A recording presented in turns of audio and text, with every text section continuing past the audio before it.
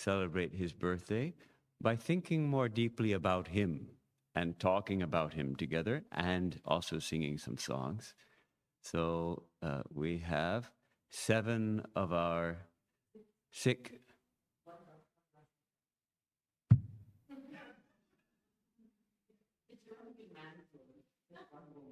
Hare. Women are afraid to speak of Sri Ramakrishna. Well, we have 6 devotees who are going to speak about Sri Ramakrishna, and we will think about who he is. And we have some songs also. We've planned a number of songs, beautiful songs. So let's start. And I believe our members and friends will be trickling in as the day continues.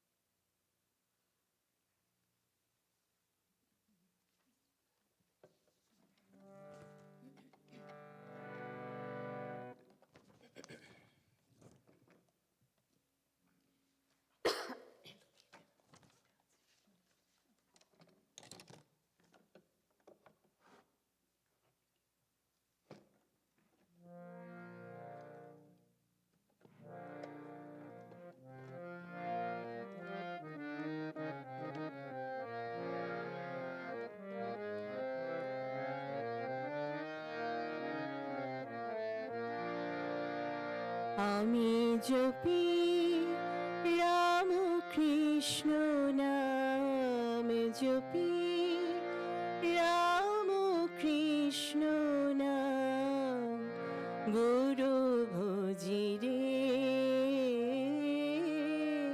গুরু ভজিরে আমি জপি রামকৃষ্ণ নাম জপি রামকৃষ্ণ নাম গুরু ভজিরে গুরু ভজিরে চরণ তার হৃদয়ে রাখে বিপদ মাঝারে বিপদ মাঝারে আমি জপি রামকৃষ্ণ নাম জপি রামকৃষ্ণ নাম গুরু ভজিরে গুরু ভজিরে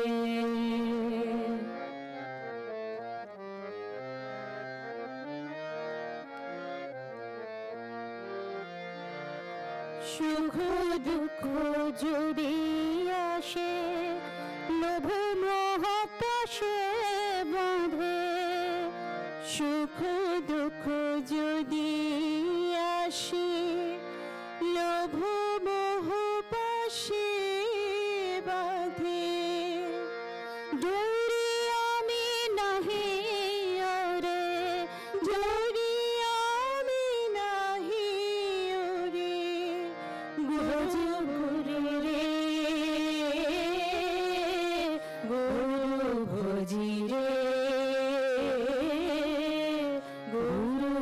ভজিরে আমি জপি রাম কৃষ্ণ নাম জপি রাম কৃষ্ণ নাম গুরু ভজিরে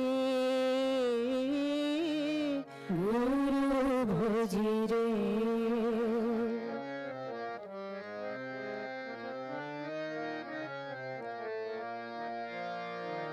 আসক্তি থাক গুরুর নামে বিরক্তি থাকে সংসারে আসক্তি থাক গুরুর নামে বিরক্তি থাক সংসারে আনব বেঁধে মনটারে গো আনব বেঁধে মনটারে গো গুরু চরণে গুরু ভজিরে গুরু ভজিরে আমি জপি রাম কৃষ্ণ নাম জপি রাম কৃষ্ণ নাম গুরু ভজিরে গুরু ভজিরে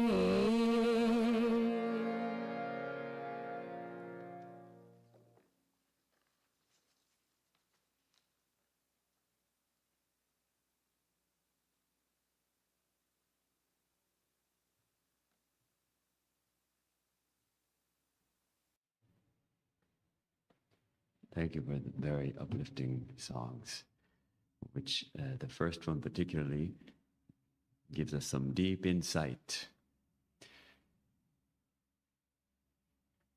There's a suktam of the Rig Veda, an ancient vision of a Vedic seer who chants this chant. Hiranya garbha samavartatagre bhutasya jata patireka asit tadadhara prativim Dyamute mam kasmai devaya havisha avidhema. In the beginning arose the golden germ, Hiranyagarbha. Born, he was the one Lord of all that exists. He upheld the earth and this heaven. To which God shall we offer our oblation? It's fascinating, this sukta, 8 of the 9 verses, end with this question. To whom? To which deity? To which form of the divine? To which do we worship? Shall we offer our worship? Shall we offer our oblation? As if the seer is seeking to know, is asking us actually to seek to know, whom do we worship? Who is it that we worship? Whom do we want to worship? What is it that we worship?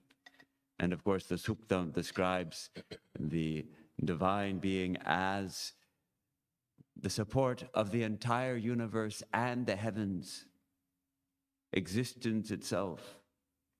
The next verse describes Hiranyagarbha as the giver of life, the giver of strength, whose command the whole universe reveres, and the gods as well, whose shadow is immortality and whose shadow is death. To which God shall we offer our oblation? We're getting a little feedback.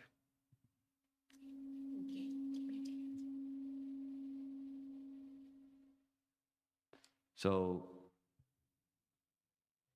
we can ask ourselves, we are here, we have worshipped Sri Ramakrishna, but to which God have we offered our oblations? Who is this Ramakrishna who we are worshipping?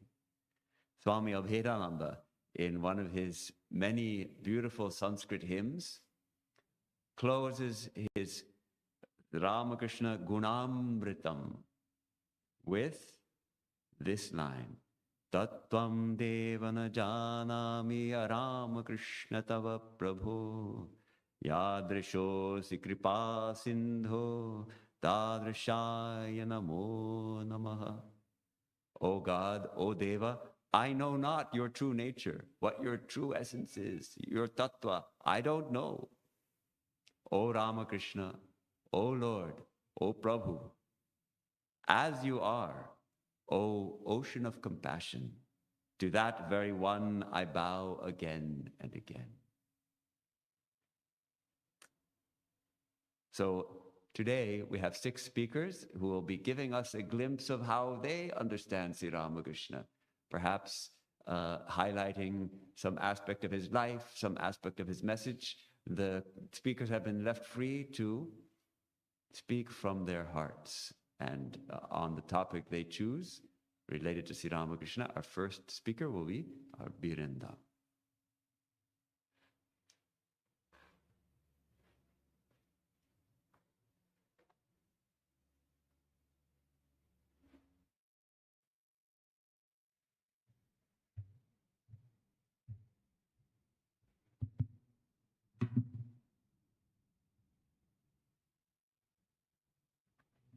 Good morning, everybody.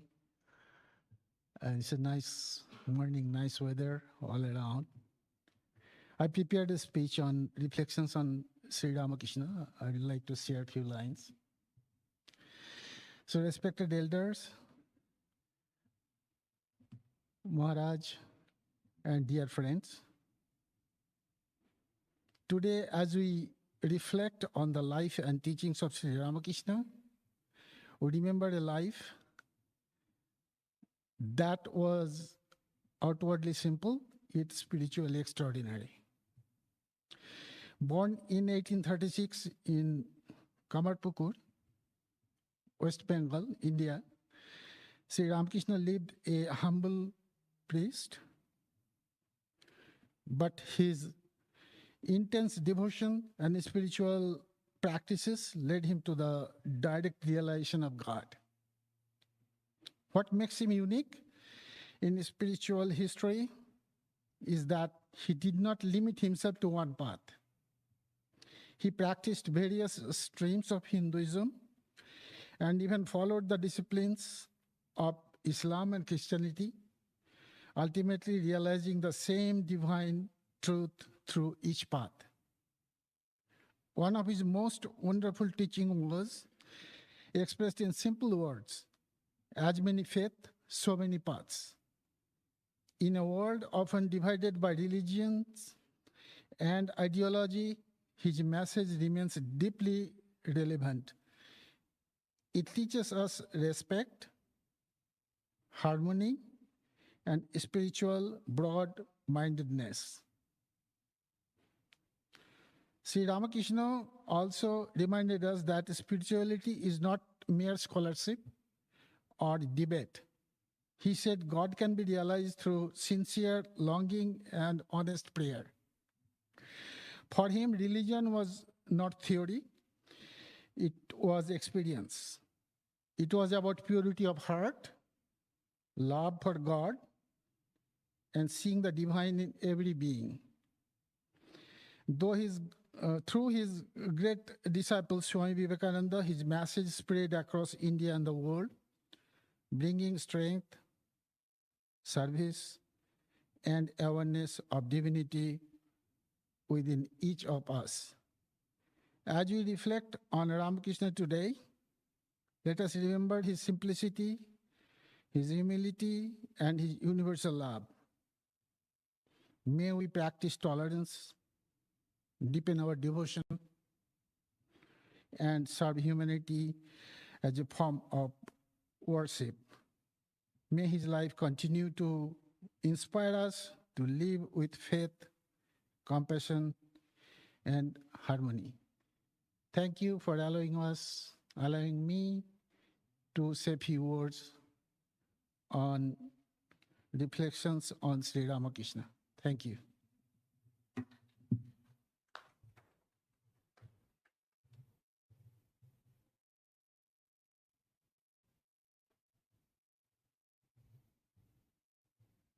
Thank you to Biren Bishwas for his a very straightforward recollection of who is Sri Ramakrishna as bringing this wonderful message of harmony of religions demonstrated not only in his teachings but through his own life, and that true religion is direct realization, not based on just debate or not just intellectual knowledge, but actual direct experience.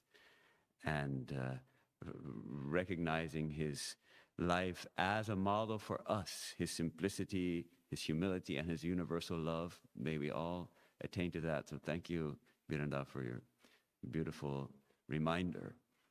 Next we have Ayon Kole.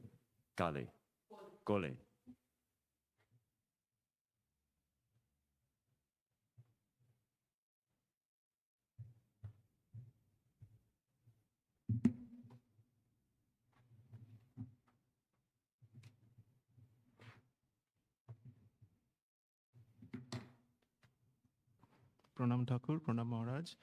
I would like to start by, thanking Shopnama and all the devotees here in the center. I'm not from here, but they always welcome me as a family member, and few of them have even asked me to stay at their house when I'm here to attend the discourses. So very grateful to you. The quote today, which makes sense to me the most among all, I mean, the entire Gospel of Ramakrishna Thakur really makes sense to me. The nearer you come to God, the more you feel peace, peace, peace, peace, supreme peace.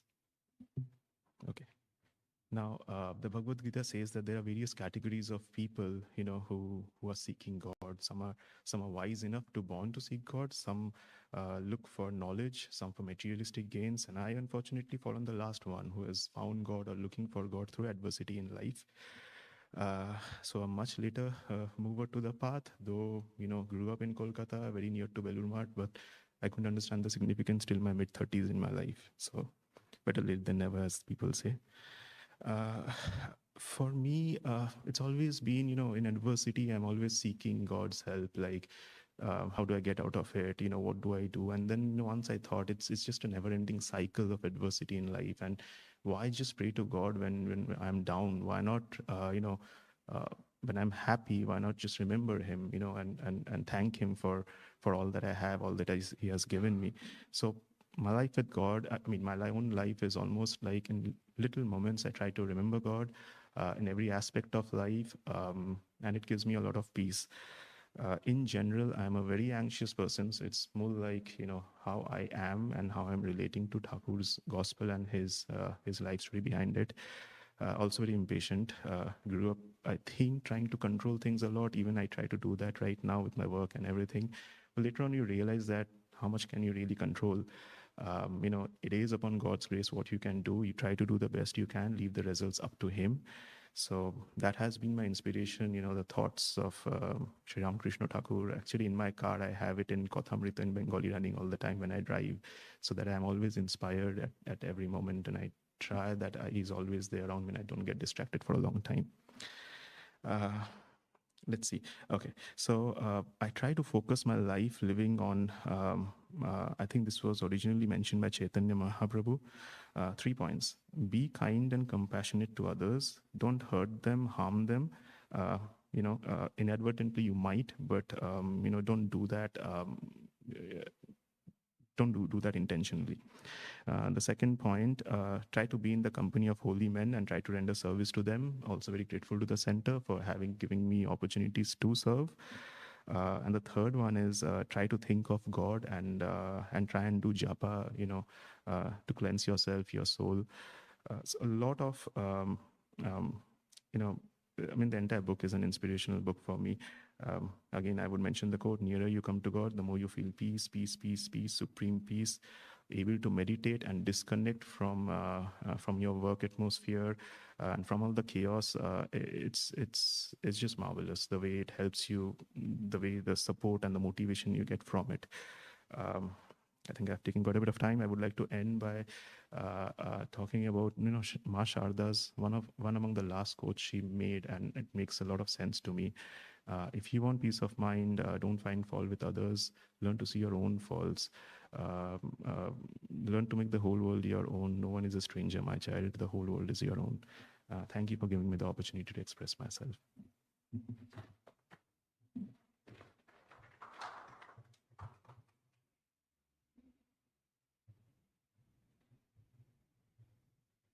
Thank you, Ion, for a very for being so bold as to share a very personal reflection on your relationship with Sri Ramakrishna. And it's very interesting and beautiful to know how you started by seeking God in adversity, when you're in trouble, and we all do that.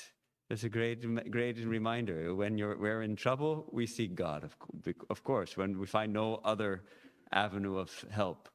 But what a great realization. We can also seek God when things are going smoothly.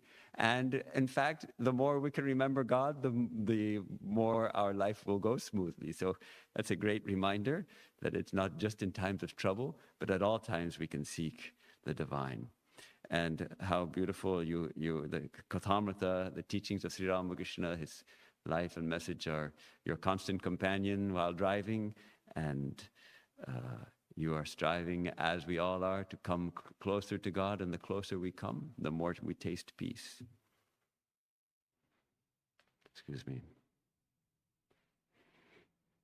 Next is Arijit Majumdar.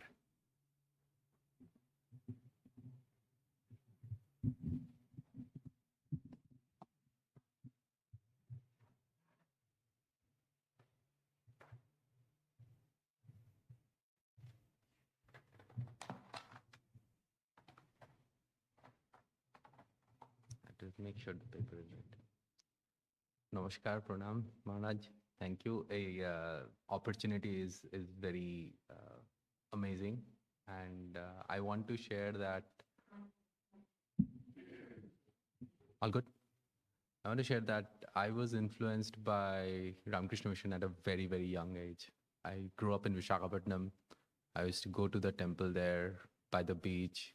Whenever I would go there as a kid, it brought me inner peace. And over time, I felt myself drawn into the whole philosophy and how Sri Ramakrishna has been, influencing our lives. So one of the things I want to share, there are many things in Sri Ramakrishna's gospel, Sri Ramakrishna's Kathamriti. My Bengali is a bit tricky, so I'm trying to balance between the both. And among many of the sayings and the quotations and what he said, what is important is there is this inherent simplicity. And the moment we start looking at it from that inherent simplicity, complex things in life just vaporize. So the topic I picked is Paltola, setting the sail. And why that is relevant is in my journey is that in my life, whenever I try to control things and outcomes and the destination, we get restless when things don't work out the way we want, because we are focusing on the destination. And then I try to understand what is that deeper inner call and what is it that I can do, and the realization that set sail and just enjoy the journey, not focus on the destination. And this goes directly to the quote that Sri Ramakrishna mentioned, that Kripo batas sharvada boiche, tumi shudu tomar pal tolo. The breeze of grace is always blowing. You have only to set your sail. What it means is grace is not absent. We don't have to create it. It's already there. Our role is to make sure we align our sail towards the direction of the grace. We can't create the wind or the ocean currents. We can only set sail and surrender to our life journey and believe that there will be moments in our life where logic suggests one direction. However, something deeper, call it conscience, call it Atman, or call it his will, that will nudge us towards the right path. When I follow that inner voice sincerely, not out of ego, but more from a conviction that the journey itself will be transformational. The realization that I had was the wind is always there. Opportunities, timing, energy, they're all moving. But the sail, that is our instinct. And what I mean by instinct is not alignment. It's not impulse. It's more directional in terms of what is our deep desire? What is it that we want to achieve? Where do we want to go or take our path? And what energizes us at that moment? What feels good? What feels right? And this deep desire and the willingness to act is when we have something or to do something, we always go back and do a second guess. Should I not do it? The point is, if you feel you need to do it the first time, do it the first time. If you feel you should not do it the first time, don't do it the first time. Don't second guess. Believe that the alignment will take care of it. And then the other thing I wanted to also share is I realized this quote to be more relevant over time, which is about as long as I live, so long do I learn. And why it is relevant is I started a journey a year back. It's something I'd never done before in my life. And there are a lot of times I feel I'm trying something, the outcome doesn't happen. There are setbacks. There are things that move which are not in my control. But then I realized that each step, every rejection is actually framing me for a bigger goal. And I am going forward as an individual. So the destination over time becomes irrelevant. And because it's always moving, it's always changing, adapting. But the journey, the transformation that is happening to me because of the journey I'm taking is what is how I would want to, define my life's purpose. Thank you.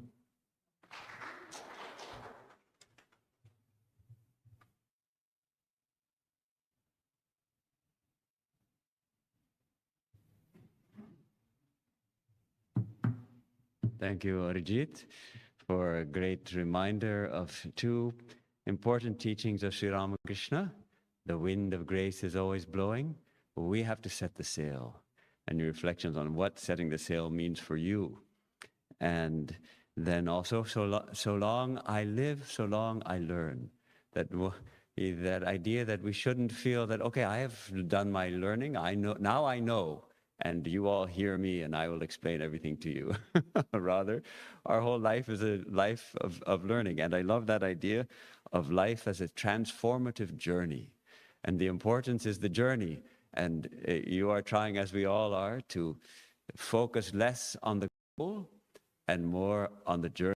And if we focus on the journey, that is setting our sail, and that is striving to learn every day and transform our lives. So very nice reflection. Thank you, Arijit. Now we'll be glad to hear from Corinne Leverson.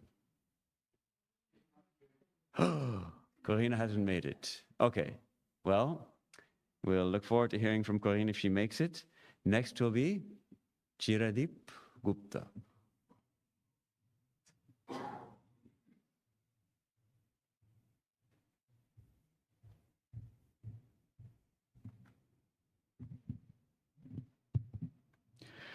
Thank you very much, everyone, for giving me this opportunity to speak today. It's really a privilege to be able to speak today in the auspicious occasion of Thakur's birthday celebration. So I would like to start with a little quotation from the Gospel of Sri Ramakrishna. In Bengali, it goes something like, লোকের সাথে বাস করতে গেলে দুষ্ট লোকের হাত থেকে আপনাকে রক্ষা করার জন্য একটু তমগুণ দেখানো দরকার। কিন্তু সে অনিষ্ট করবে বলে উল্টে তার অনিষ্ট করা উচিত নয়। Now, translating that to the English, it is like a man living in society should make a show of tamas or aggression to protect himself from evil-minded people. But he should not harm anybody in anticipation of harm likely to be done by him. So now this saying, if this was told to like a kid or like a teenager, then probably they would not have understood a lot about it. And Thakur knew about this. So when he was saying this saying, he also added a little story to it. So a very abridged version of the story goes like this. So it revolves around a snake and a monk. So there used to be a snake who was very, very aggressive, and he kept on biting and killing people. And the neighborhood kids who lived around the snake, they were very frightened of him. So one day, this monk was walking and he met the snake. And again, the snake took a very aggressive stance and was about to bite the monk.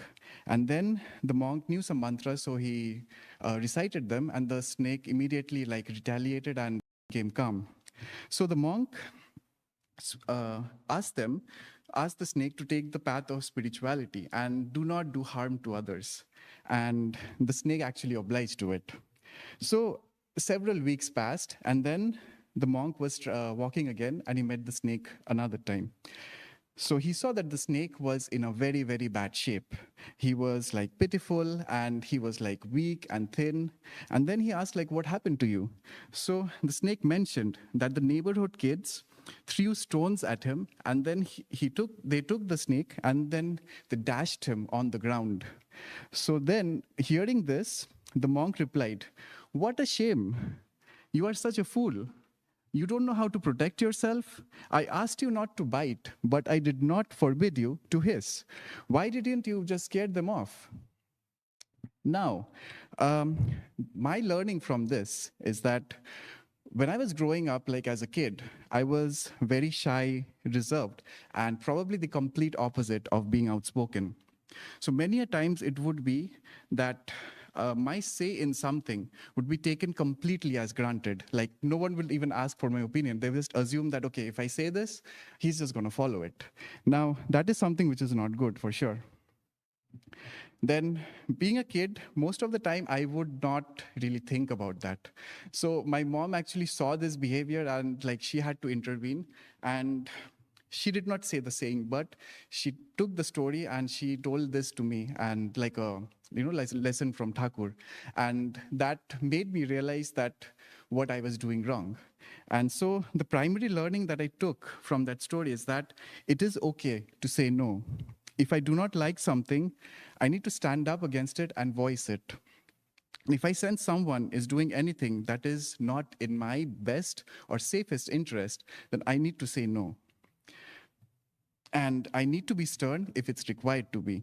And I never should be a person who goes like, oh, I need to be the nicest guy possible. I will not shout at anyone. I'm not going to be angry at anyone. I'm going to do everything that everyone asks me because I'm like the nicest guy. No, you cannot be that person.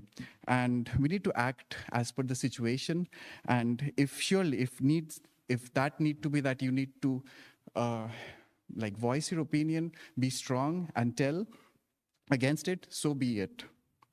But it surely does not mean that you go to such an extreme level. Just to prove your point, you become super violent and you start hurting people. No, that's not the case that you should be. Now, on like a completely different note, I guess I have a little bit more time. I don't know. Okay, fine. So like I don't have this written, so yeah, it's just from my mind. So I got initiated when I was like 12 years old by Swamiji Atvastananda Maharaj. And I used to follow everything that he taught me. Oh, you need to do the japas like so many times a day. So I used to follow that. But there used to be one question which would linger in my mind always that, okay, I'm doing everything that I've been asked to do. But how do I know that like Thakur is beside me, he's looking over me? So after 20 years, when I came to Houston, like in 2022, I finally got the answer. Like, as you know, like Ramakrishna Mission in India is very, like there is thousands of devotees. And to get the opportunity to serve Thakur, Maha or Swamiji for something, it has to go through a lot of path, or you have to be a really, really big chosen one. But after I landed in Houston, so I got the opportunity to like devote a lot of time to this center. The first I walked into the center, I remember Swamiji, you were still there. And I asked you that, can I do something to, like help out or something? And you asked me to, can you vacuum the temple? Like, do you know how to vacuum? And I'm like, yeah, sure, definitely. And I know it was like a long task, but then I realized that after traveling like 10,000 miles, coming here, and finally, like Thakur had chosen me that, yes, you do this task for me because he wants me to do it. Moving on from that simple vacuum task, I know I have also been entrusted with doing the arati sometimes, so which is like something which is really, really very privileged. And also I know I work around the sound, the streaming and all, but it's all like the Thakur has, okay, out of all the people here, like he has chosen me to do this. And that gives me the understanding and the knowledge and satisfaction that I know Thakur is beside me and he is choosing me to do things. So I know that his presence is here. Now, finally concluding, we know in some Sundays we have the gospel class, right?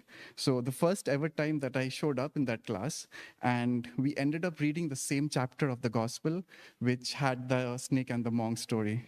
And such great was the coincidence. Thank you so much, everyone.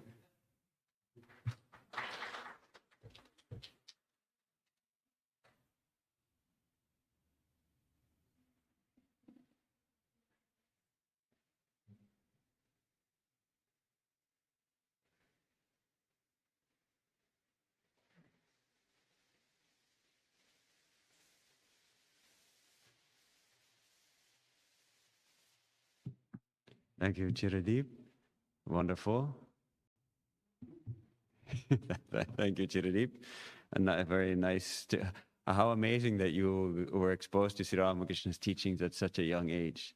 And that story of the snake, the hiss but don't bite, that is something I think we all think about. How do we hiss but not bite? And what constitutes a hiss and when does it become actually a bite? That's a good question, but how it gave you strength to stand up for yourself, wonderful. I am in a bind myself because Sri Ramakrishna said the monks need not even hiss. So what do? I don't know. But thank you for sharing that, and how inspiring to feel that Sri Ramakrishna is always by our side. So that is great. Next, we will be hearing from Partha Chatterjee.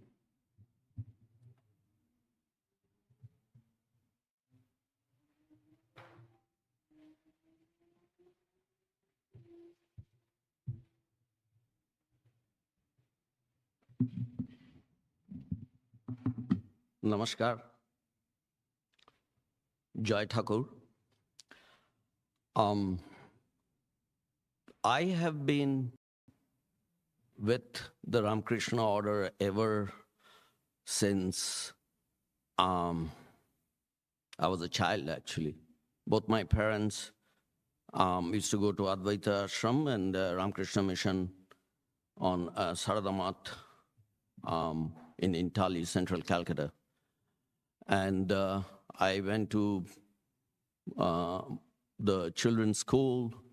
And one thing which really inspired me, my father was a doctor, mom housewife, and they lived this saying which impacted me because I saw it right in front of my eyes. Ramakrishna Dev said, and I will first say in Bengali, জীবনে যখন এসেছিস দাগ কেটে যা. When you have come to this world, leave a mark. And kind of tied to that, Swamiji's statement or quote, Jeev Sheva, Shiva Sheva. Serving humanity is worshiping God. So I saw this in front of me every day. My father couldn't chant a single mantra, but every day I saw him serving the patients, getting called at odd hours. And then, just before he goes to sleep, sometimes very late at night, he will take out his poite, sacred thread, pray to God, and immediately start snoring and sleeping, and he is exhausted. But that one word, God's name inspired him, and he was serving God. My mom took the other route. Very interestingly, I kind of make fun of my parents. My father never went to the bazaar or shop because he was busy with his patients. My mom never cooked. My mom was absolutely immersed in serving God, going to the temples, doing charity. So I saw that in front of my eyes, that it's not about the rituals. It's about Ramakrishna Dev and Swamiji seeing divinity in humanity, seeing that serving humanity, serving every person you come in touch with, what inspires me. And connected to that is the Vedantic saying, Ma phaleshu kadachana, meaning when you serve, when you try to leave a mark, don't try to leave a mark that I'll become famous or rich, and that's how I will leave a mark. I'll leave a mark by making a positive impact. And that's that simplicity of that statement, that when you have come here, we don't leave with anything in our hands. We leave with our legacy and what we have done positively to this society, to this community. And that's what drives me, that's what inspires me. And I'm so thankful that my better half, also we got connected through Ramakrishna Mission. Both our parents also went to Ramakrishna Mission. And we saw that my father and my father-in-law, who did the books at Advaita Ashram, both of them serving God, serving the community, and that's what I like to do. And I'm blessed that Vedanta Society is here, and I can get inspiration from Swamiji's coming here and saying how serving God and serving humanity makes us a better person and makes us live a positive impact on this world. Thank you. Jai Thakur.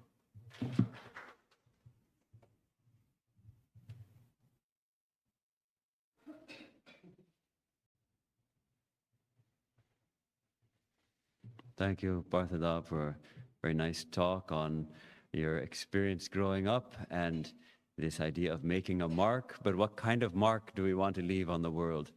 Not a black mark. We want to leave a mark of goodness, of positive impact. How? Shivajnani Jiva Seva, and how your parents actually embodied that ideal for you, each in his and her own unique way. I was struck also by how you mentioned that it's not about the rituals, and yet you are one of our ritualists.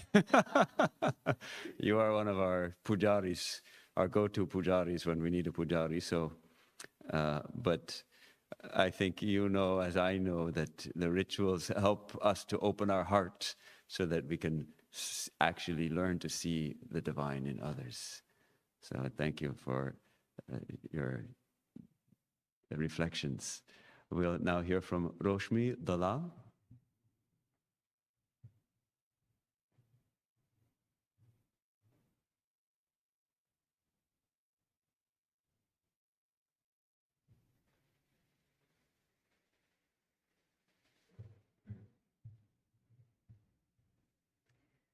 So I'm speaking today off the cuff because Shopnamashi just requested that I speak, so there's nothing prepared really.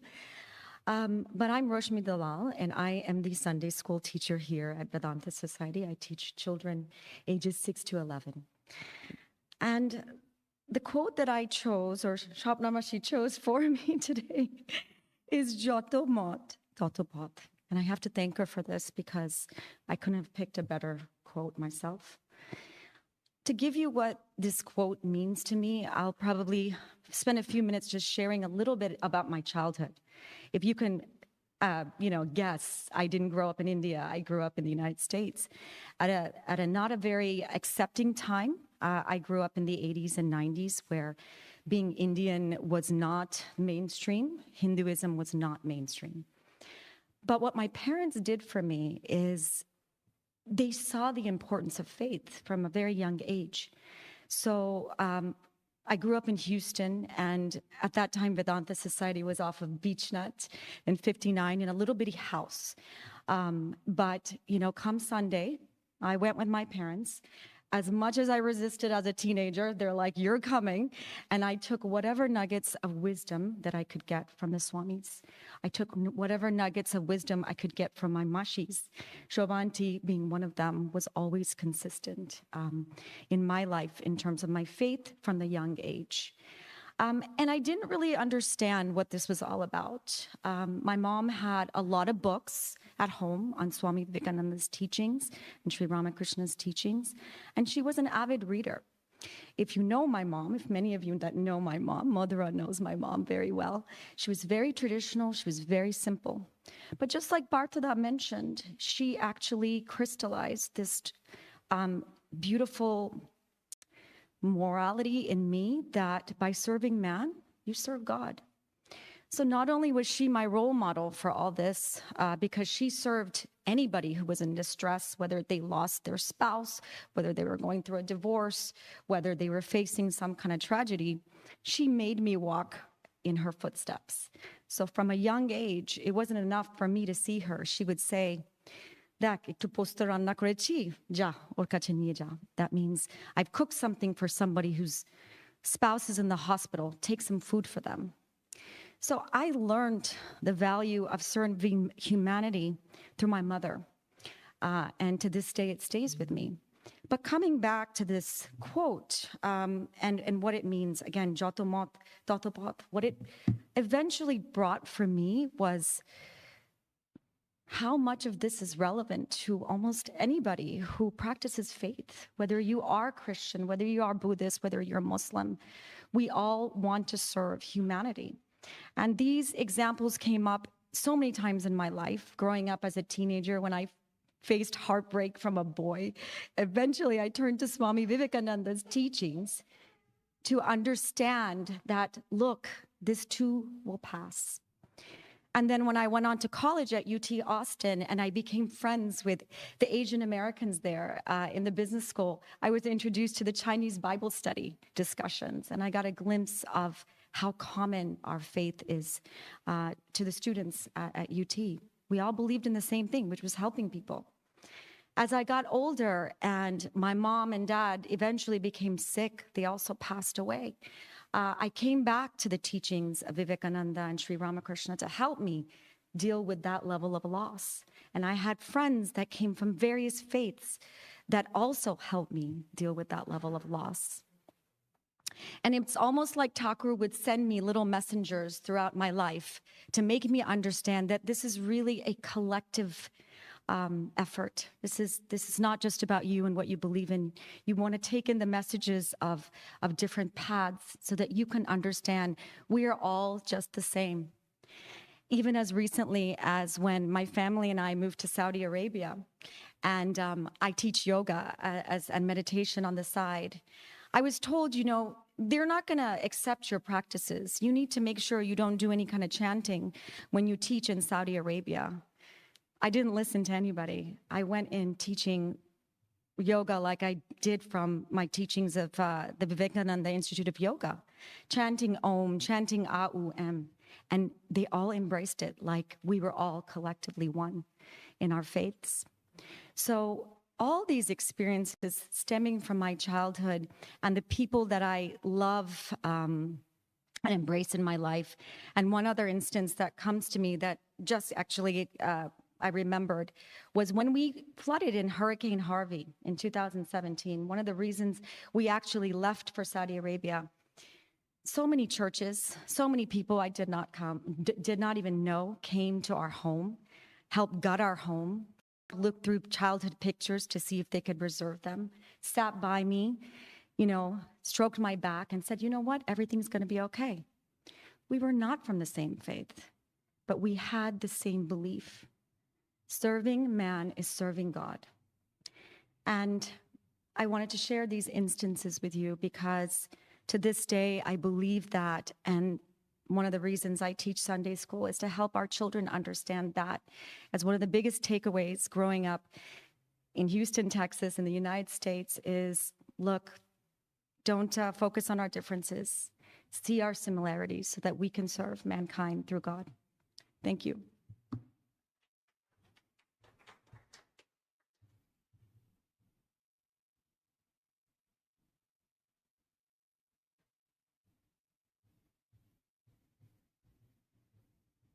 Thank you, Roshmi, for your last-minute willingness to come to the podium and balance slightly our roster of speakers and beautifully expressed your heartfelt sharing the importance of your mother in your life as a role model, which reminds me that really we all are role models for each other. And your mother demonstrated that ideal of service and pushed you into it, and you got into it and you appreciated it, and how beautifully you saw the response at the flooding at Hurricane Harvey when people of different faiths came out to help others, including your family, not looking at, oh, these people are of a different religion, we're not going to help them, but rather serving from the heart, recognizing that they might have different language for it, but all of us are the children of the same divine reality. All of us are on a path. We may have different, as many faiths, so many paths. Yes. So that brings to a close our presentations because Corina seems to have, I hope she's all right. She hasn't made it. So if she shows up later, we can hear from her also. And now we have another song, I believe, right? 2 songs. Good.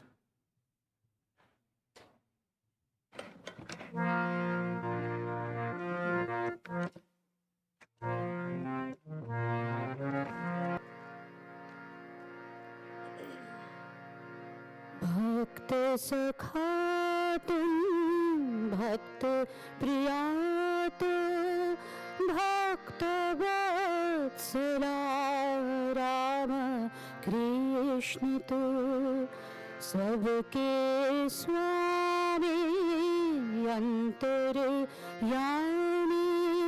कृपा करो हम दीन भिखारी कृपा करो हम दीन भिखारी भक्त सखा तुम भक्त प्रिया तो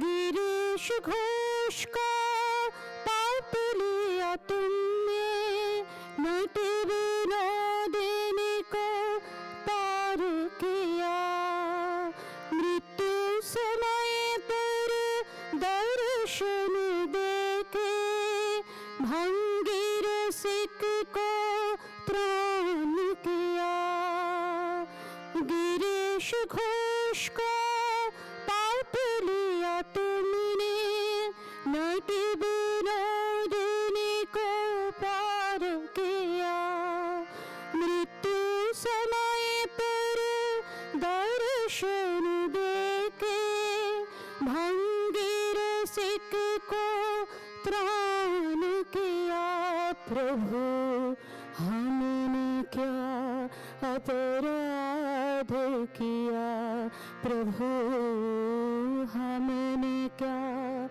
अपराध किया। भक्त सखा तुम भक्त प्रिया तू भक्त वत्सला राम कृष्ण तू सबके स्वामी अंतर्यामी कृपा करो हम दीन भिखारी कृपा करो हम दीन भिखारी। भक्त जनों को संशय तुमने परस मात्र से दूर किया। किसी की जीवा पर किसी की कान में महामंत्र प्रदान किया प्रभु हमने क्या अपराध किया प्रभु हमने क्या अपराध किया। भक्त सखा तुम भक्त प्रिया तू भक्त वत्सला राम कृष्ण तू सबके स्वामी अंतर्यामी कृपा करो हम दीन भिखारी कृपा करो हम दीन भिखारी। काशीपुर को आश्रय करके भक्त हृदय तू चेत लिया।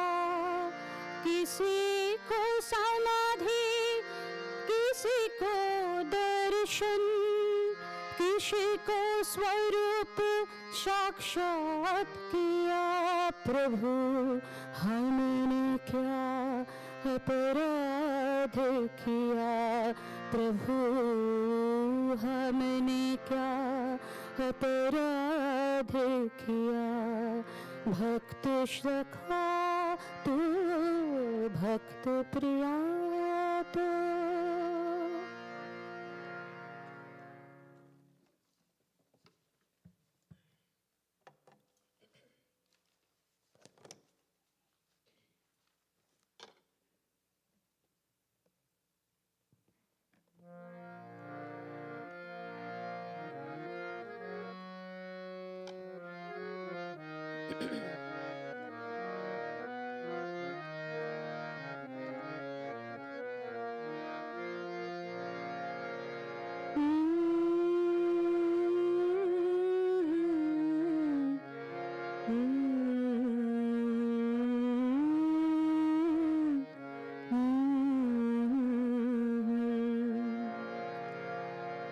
मंजिल मेरा दूर है सैया पार दिखाओ मेरे प्रभु।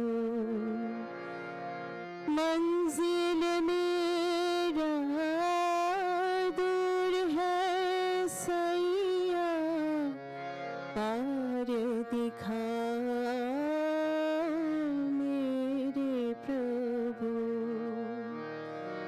दीन भक्त तेरा कोई नहीं मेरा दीन भक्त तेरा कोई नहीं मेरा हाथ धरो मेरे प्रभु पार दिखा मेरे प्रभु पार दिखा मेरे प्रभु। मंजिल मेरा दूर है दिखा मेरे प्रभु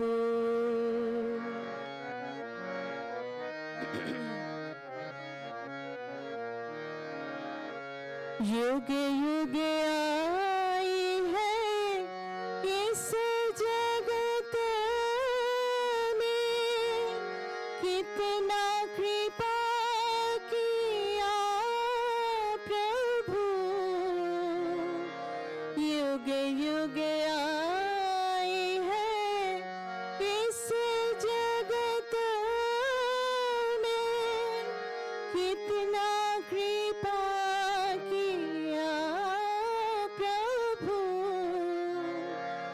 अब ये चाहत मेरा किंचित कृपा तेरा अब ये चाहत मेरा किंचित कृपा तेरा क्यों न दिखा दिया मेरे प्रभु अब ये चाहत मेरा किंचित कृपा तेरा क्यों न दिखा दिया मेरे प्रभु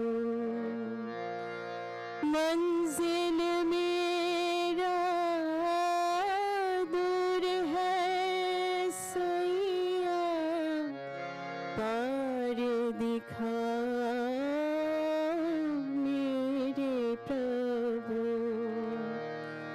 दीन भक्त तेरा कोई नहीं मेरा दीन भक्त तेरा कोई नहीं मेरा हाथ धरो मेरे प्रभु पार दिखा मेरे प्रभु मंजिल मेरा दूर है सैया पार दिखा मेरे प्रभु पार दिखा मेरे प्रभु पार दिखा मेरे प्रभु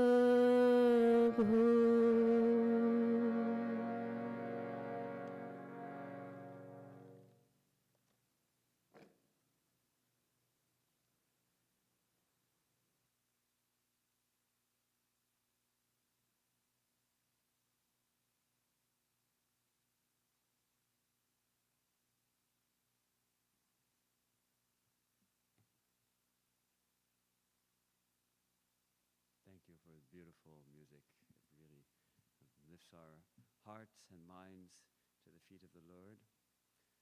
I thought in the few minutes we have still, first I want to thank all of our speakers who offered your reflections today. It takes some boldness to stand in front of others and share one's personal understanding. So I really appreciate your effort and your willingness. It's wonderful for me also to learn from you.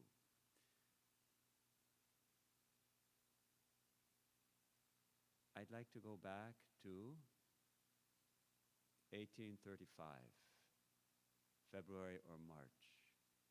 Sri Ramakrishna's father, who was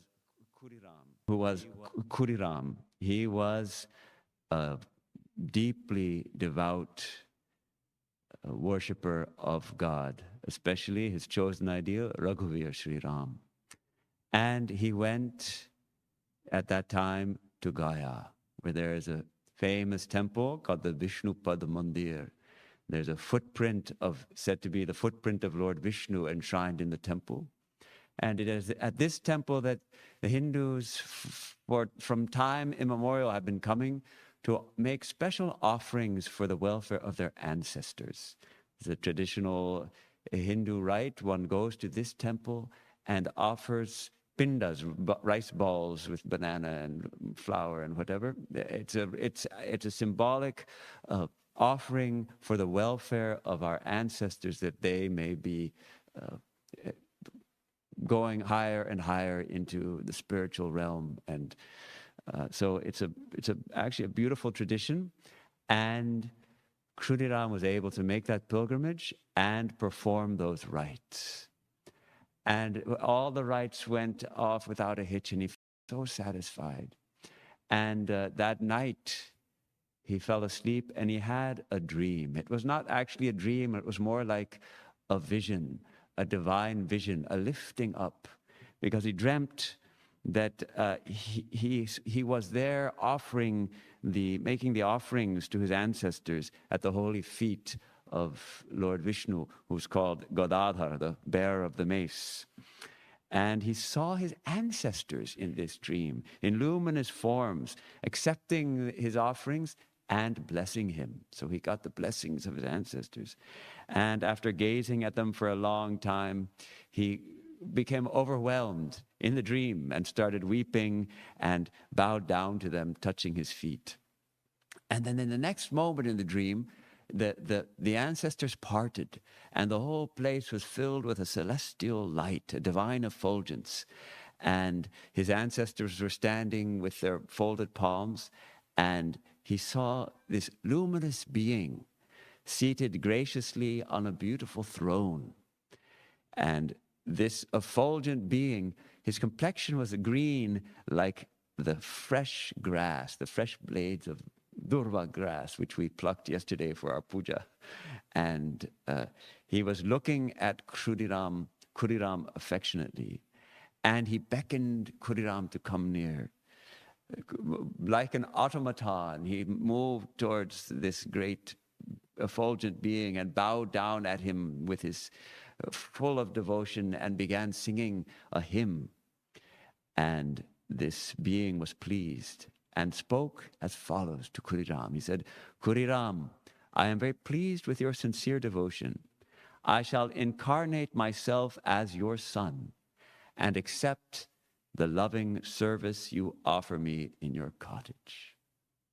So this was Khudiram's amazing experience. And his humility manifested himself at that point, because at first he was stunned and overjoyed. And then he wondered, I am such a poor man. How can I offer service to such a divine being? No, Lord, I can't. I'm not fit to receive you in my humble cottage. This is enough just to have had your vision. And he was reassured, don't worry, I'm coming. So at that point, he awoke from the dream. Now, Sri Ramakrishna's mother, Chandramani, she had two remarkable visions. One night, she felt that there was a luminous being asleep in her bed. And it startled her, and she woke up and got very startled and wondered, what was that? First, she was inspired that some divine being has come to visit her, but she was very simple-minded, and also she then thought maybe somebody broke in and was going to harass her or something. So anyhow, she didn't know what to make of that. A few days later, she was outside the Shiva temple. There's a Shiva temple at the family compound, the Yogis Shiva temple. That temple is still there, by the way. And she noticed a light coming from the image of Shiva. And it came towards her and engulfed her. And she fell down, unconscious of the external world.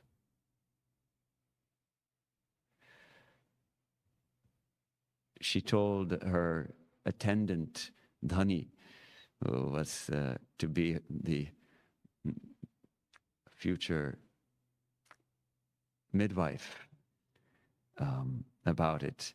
And she told her, see, I feel like I'm pregnant. I had this vision. I feel like now I'm pregnant.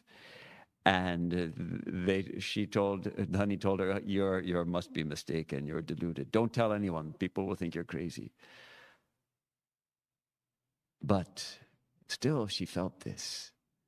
So what do we make of this? When great souls come, the parents often have some intimation of the greatness of their child. And here we have Sri Ramakrishna's father had a vision of Lord Vishnu saying, I'll be born as your son. And Sri Ramakrishna's mother, Chandra Devi, had a vision of Shiva and then felt that she is with child. Now, the Shaivites and the Vaishnavas are not on that good terms, actually. It used to be, especially in the village of Kamarpukur. And yet, what do we have? Sri Ramakrishna, before his birth already, he is establishing the harmony of religions, the harmony of Vishnu and Shiva coming together in his mother's womb. So, it's a beautiful description in the Sri Ramakrishna, the Great Master. I'll just read a little bit about that. February 18 of 1836. Autumn was succeeded by the season of dew and winter. Spring, the king of the seasons, had arrived. There was a pleasant softness in the air, and all creation was pulsating with new life. The lovely month of Falgun, neither hot nor cold, was only 6 days old. There was a great surge of love in nature, which in its beauty manifested, as the scriptures say, a particle of the bliss of Brahman latent in all things. Of all the seasons, spring has received just a little more of that divine effulgent bliss, since it showers on the world so great a joy. This is the poetry of Swami Saradananda, of course. And Sri Ramakrishna's mother, Chandra Devi, her time of delivery was near at hand. And that day, I guess it was the February 17th, she was at her work and she was preparing the offerings for Raghuvir. Suddenly she felt, what if today is the day? What if it happens now and I won't have time to prepare the offering for the Lord? And Khudiram reassured her, and she was able to prepare the offerings, and everything went as planned. That they had set aside a room for the delivery when the time should come. It was a husking pedal shed where there was a husking pedal machine, which if you've seen it, it's a big log, like a seesaw, and one person kicks it with their foot and it pounds up and down and pounds the paddy underneath, and husks the husks come off. And so it was a very humble place, and there was a little oven there for cooking. Oven means, just a clay structure with some burnt wood still left over from the last cooking.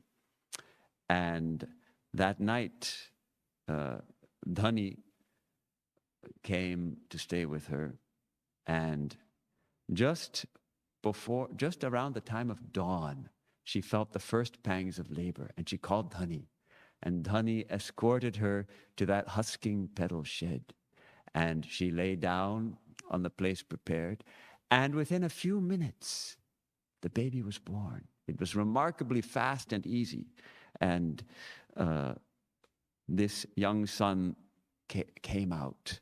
And Dhani, of course, first attended to Chandra Devi, made sure she was all right. And then she turned to pick up the boy, the baby, and he was missing. Where was he? What?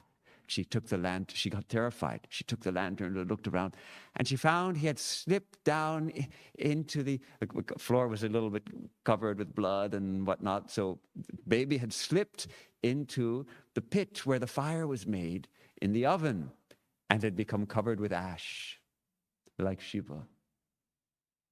So she quickly picked him up and cleaned him up, and it was there that after that she announced to Khudiram and the neighbors of the birth of a child, And I love the way the Sarananda writes it. At the sacred solemn hour before sunrise, the sound of the conch filled that humble cottage, the scene of Kshudiram's austerity, and proclaimed to the world the advent of a great soul.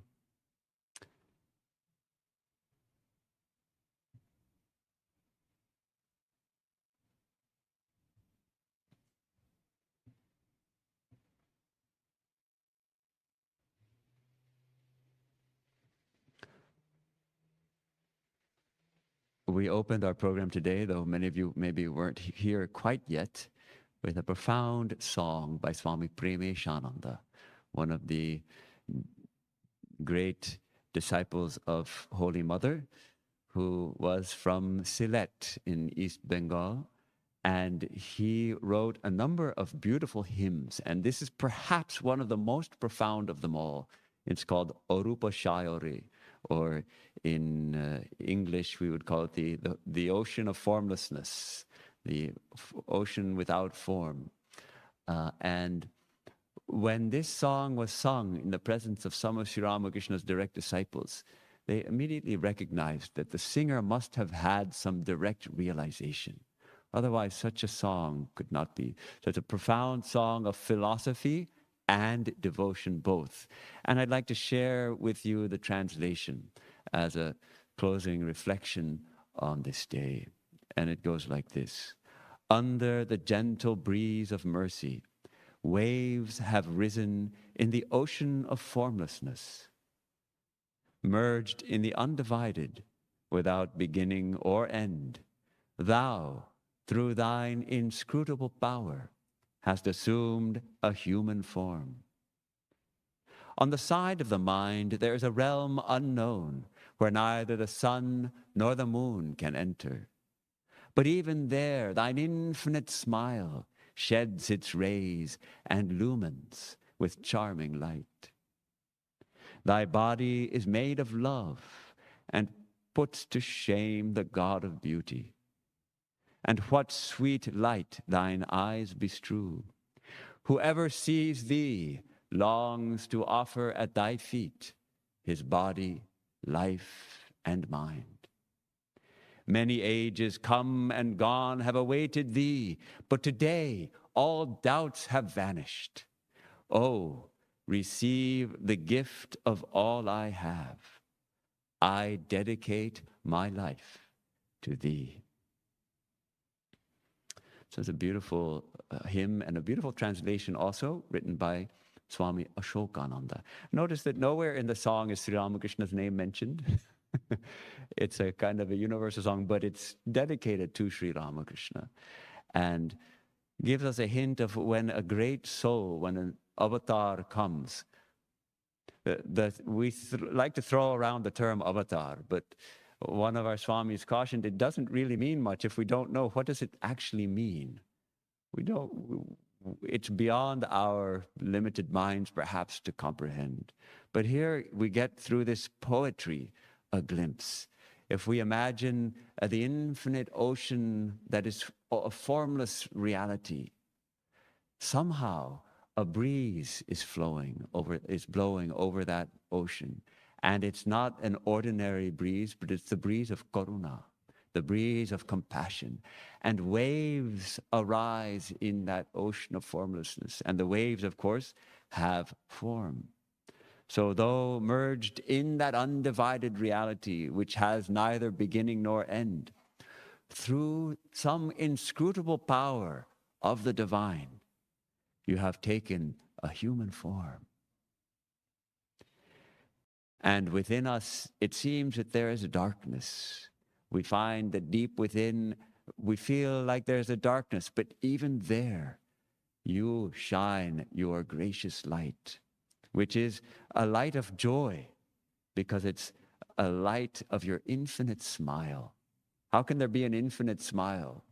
God's infinite smile. And your body is made of pure love, putting to shame the most beautiful being we could even think of, the God of beauty, and your eyes shed this sweet, sweet light. Who sees thee? Whoever sees you, what arises in their heart? A desire to serve, to serve. We heard a lot about service this morning. When we see that infinite reality, when we see that infinite divine being, what do we want to do? The natural outflowing of our heart is, I want to serve you. Not, I want to get something from you. I want to serve you. And for ages, the ages have been waiting for a soul, for someone who comes like you, for your advent. We've been waiting for ages. The world has been waiting and waiting. But today our doubts are gone. Oh, receive everything I have. I dedicate my life to service. I dedicate my life to you.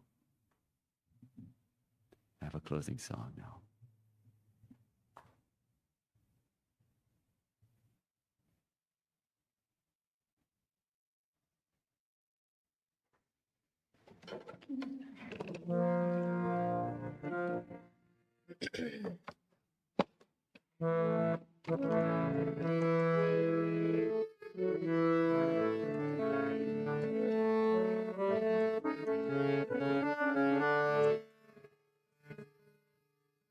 কি মধুর হাসি অধরে ধরেছ, ভোলাতে তব সন্তানে। কি মধুর হাসি অধরে ধরেছ, ভোলাতে তব সন্তানে। নয়নে গভীর কি ভাব রাখো, এ অধম চিত শুদ্ধিতে। কি মধুর হাসি অধরে ধরেছ, ভোলাতে তব সন্তানে। নয়নে গভীর কি ভাব রাখো, এ অধম চিত শুদ্ধিতে। কি মধুর হাসি অধরে ধরেছ, ভোলাতে তব সন্তানে।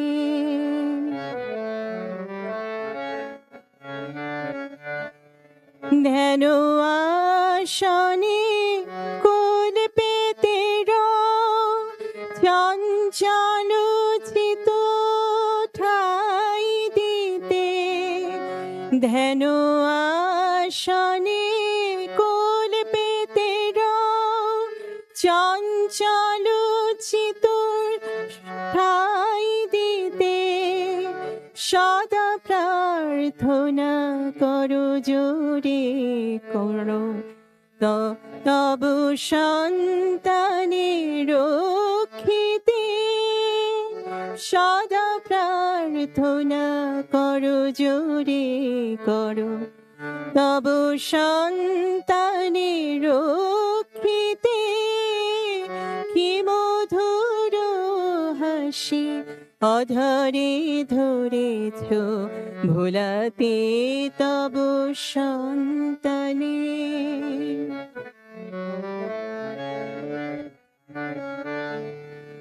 সেজেছ মূর্খ হয়েছ গরিব, আমার হৃদে চিনিতে।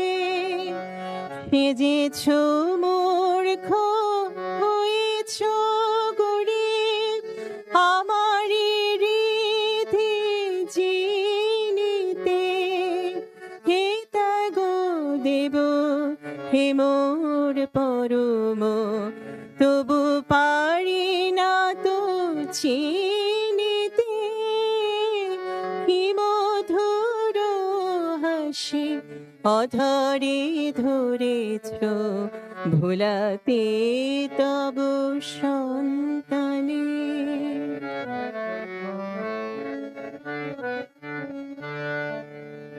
তুমি স্বামী তুমি আমারি দেবতা, তুমি ভাব পথ দিশারি। তুমি স্বামী তুমি আমারি দেবতা, তুমি ভাব পথ দিশারি। শক্তি দাও প্রভু ভক্তি দাও শুধু, শক্তি দাও প্রভু ভক্তি দাও শুধু।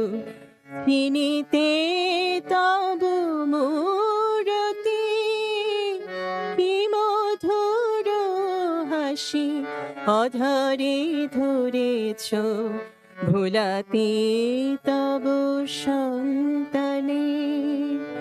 নয়নে গভীর অধমচিত শুদ্ধিতে, কি মধুর হাসি অধরে ধরেছ, ভোলাতে তব সন্তানে।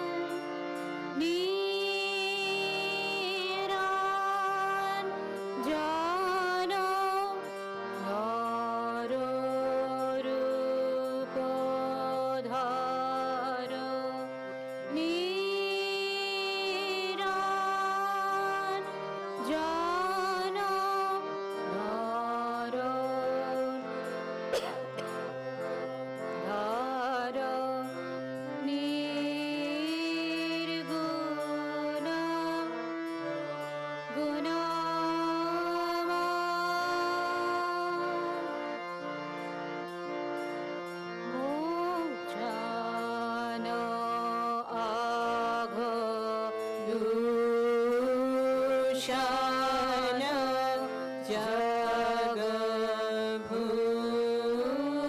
জগভূষণ চিদ্ঘন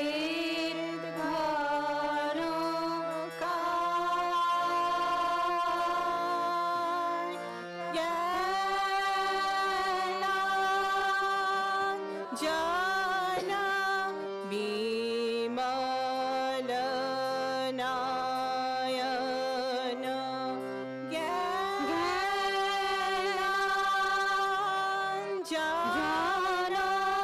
বিমল নয়ন বিক্ষণে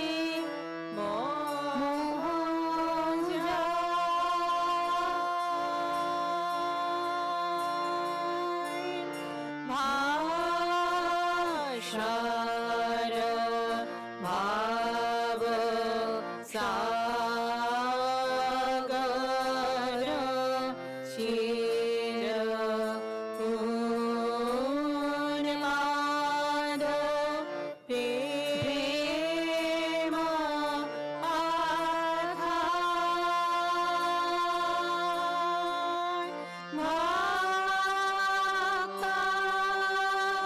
ভক্তার্চনা যুগল চরণ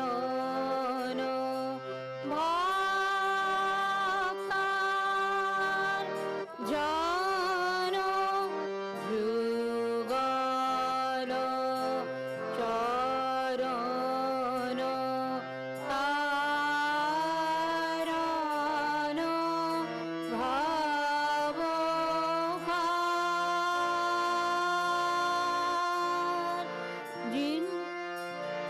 ঋত যুগ ঈশ্বর জাগ দিশার যোগ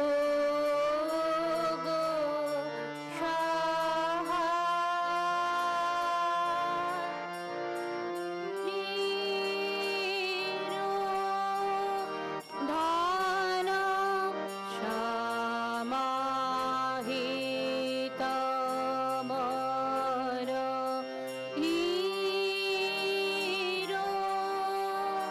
ধন সমাহিত মন নিরখিত কৃপা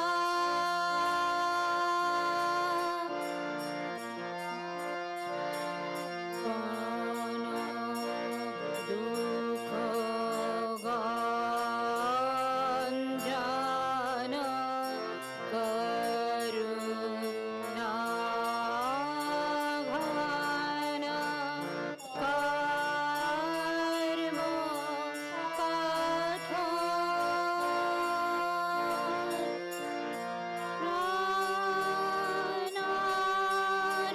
প্রাণার্পণ জগত তারণ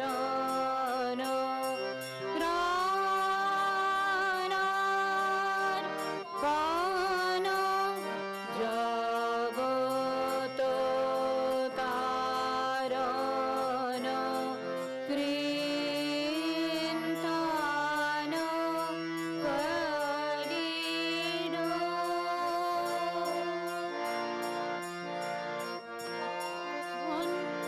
জন কাম কাঞ্চন অতি নিন্দিত ইন্দ্রিয়ারা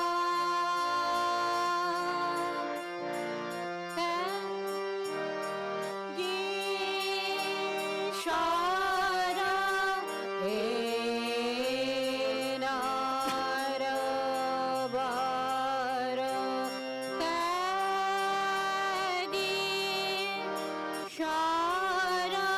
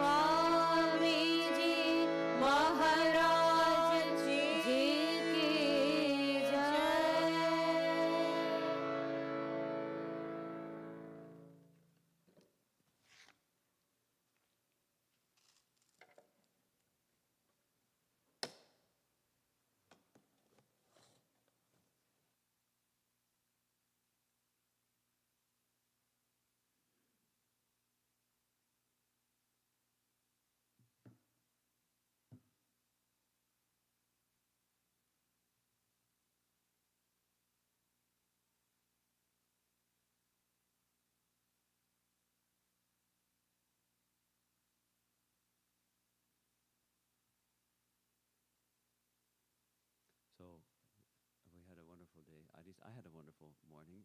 I hope you did. And I would like to thank all of you who participated, the speakers, Biren Bishwas, Ayon Kole, Arijit Mazumdar, Chiradeep Gupta, Partha Chatterjee, and Roshmi Dalal, and our singers, Rupa Ghosh, right? Rupa Ghosh and Madhura Sandal, and all of you for coming and participating.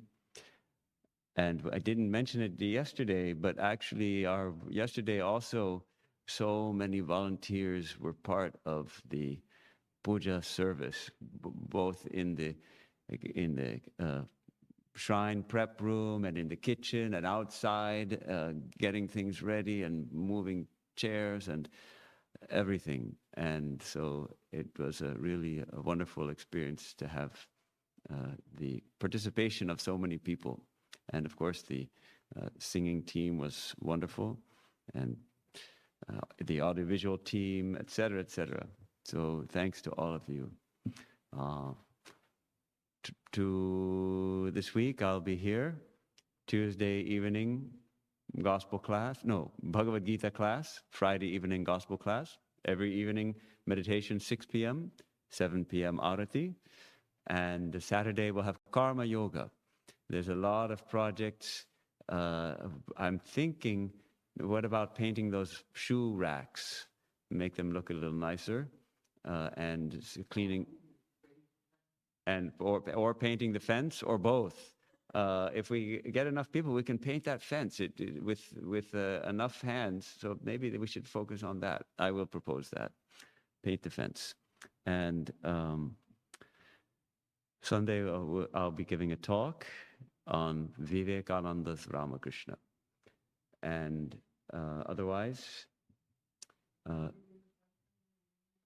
Monday evening satsang, the next Monday, yes. Any evening you want to come, I'm here. So I don't have any plans to move about. Swami Sarvadevanandaji will be coming on the 2nd May, and there will be our annual general meeting on the 4th May for members. That's at 7:30 or so in the evening. And he'll also be offering initiation to sincere seekers who wish to have initiation. So don't miss that. I'll be here also. Anything else?